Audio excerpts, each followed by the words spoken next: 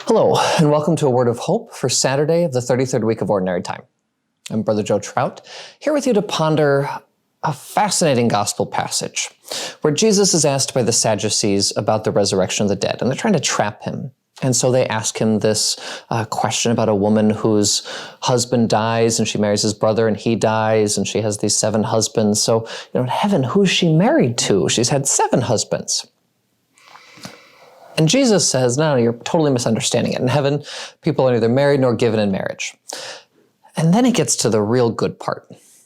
Because we worship the God of Abraham and Isaac and Jacob. He's the God of the living.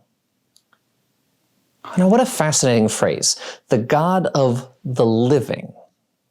And as we get to the end of this liturgical year, and we deal with a pandemic that keeps kind of getting worse, we ponder back to eternal life. What is it that we're all longing for? What is it that is this driving force of Christianity? It's life with God, a living God. And when we ponder heaven, there is a tendency to have an exceedingly passive notion that heaven is just kind of lying on the beach having a good time. And there's truth in that. But he's the God of the living.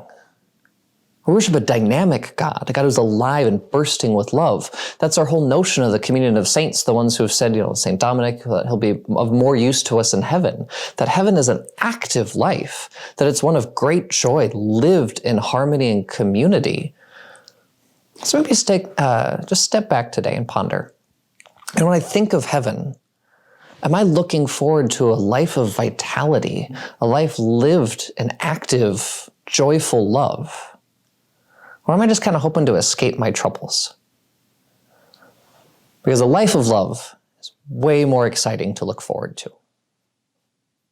Thank you, and God bless.